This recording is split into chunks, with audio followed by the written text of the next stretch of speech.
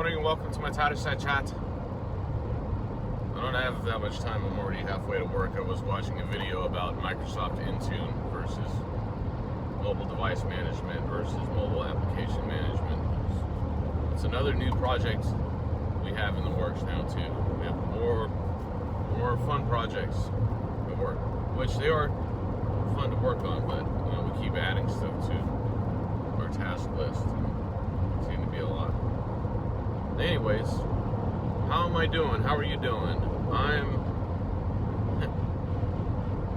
So when we saw Jerry Seinfeld in person, he was like, you ever notice whenever you go to ask someone how they doing, and I was like, I'm tired. I'm just tired. I'm tired. Everyone's always tired. Why is everyone's always tired? I am tired today, but I am tired, rightfully so. I had a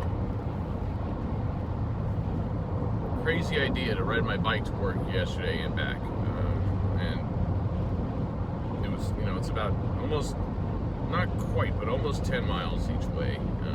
And in the morning was nice. It was like 75 degrees or whatever. And then coming back in the afternoon I left the office at 3:45. Yeah, and it was, 102 or something, which, whatever. Actually, the heat didn't bother me all that much, at least not initially. The problem was that this bike that I just bought, the tires and the tubes are really old, apparently. And I stopped immediately. There's a bike shop like a block away from my office in Clovis. It's called Clovis Bicycle. And because as I left my office, I was like, I don't have a spare tire on me or a pump.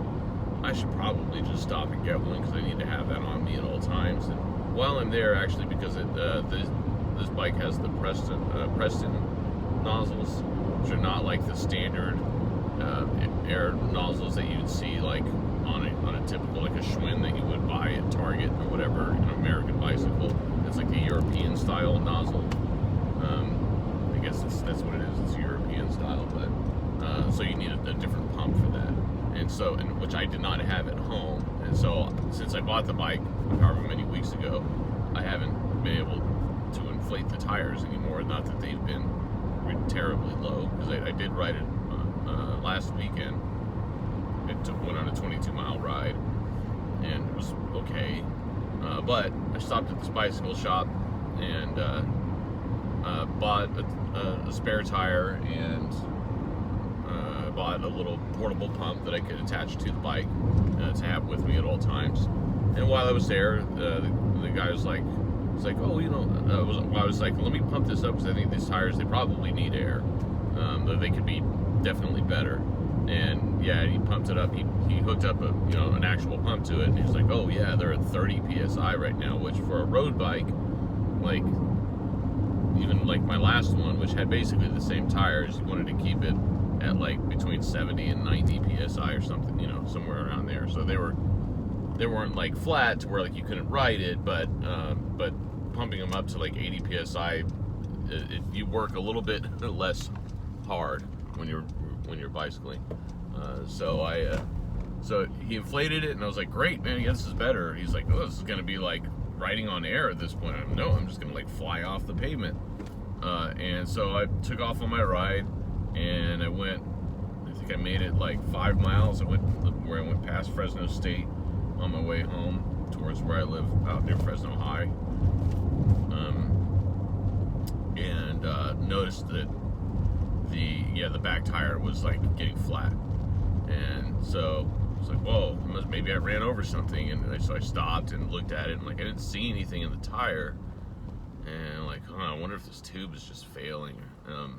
So I was like, well, good thing I just bought that. So I pulled over and found some shade on the side of the road and flipped my bike upside down, pulled the tire off. I had my Leatherman on me, so I was able to pull the tire off and then get the tube out. And it really only took me putting the new tube in, maybe took me 10 minutes, 5 or 10 minutes, and pumped it up, and it was like, great, that wasn't so bad, now I'm on my way. But then like immediately I realized that the front tire was also kind of low.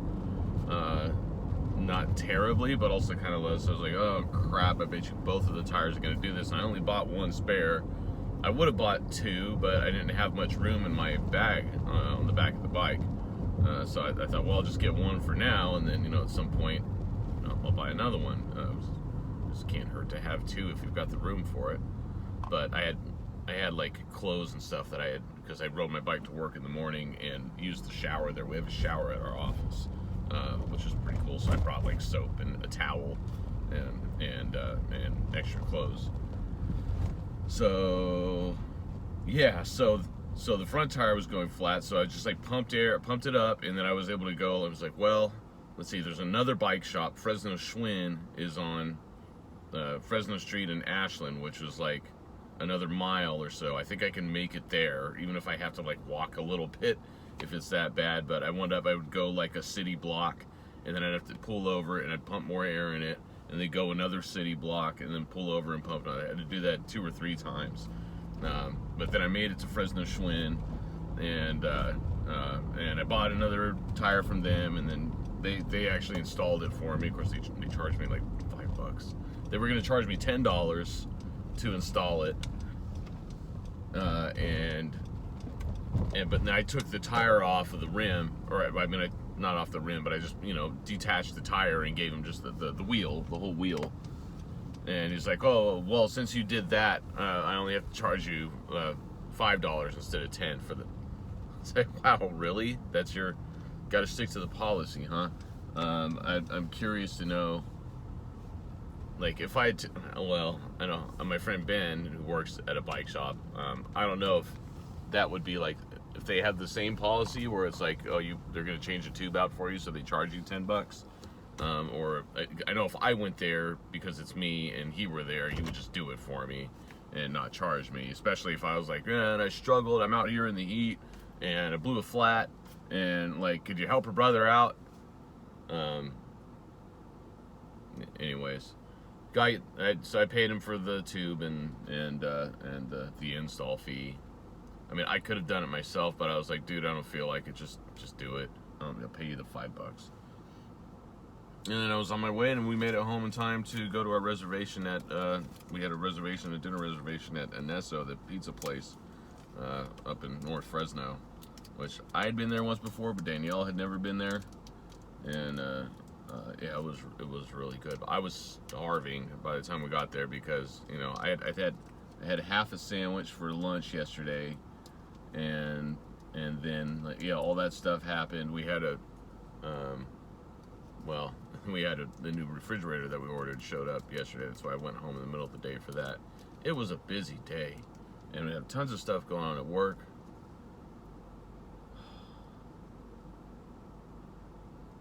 I'm back at work again. So yeah, Seinfeld, I'm tired. I have a right to be tired. I've done a lot.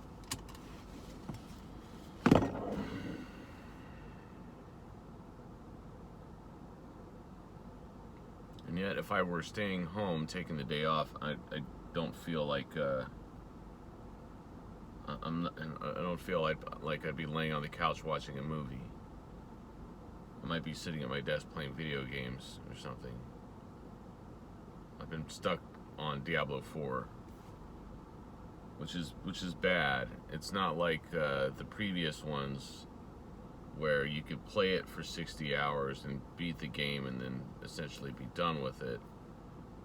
So at some point, I'm just gonna have to tell myself, like, I just need to uninstall it and walk away, because it's gonna consume. I mean, yeah, I'm playing it for like an hour out of my life. Oh god, I'm already getting an email for AutoCAD issue. All right, I better go. Bye, everyone.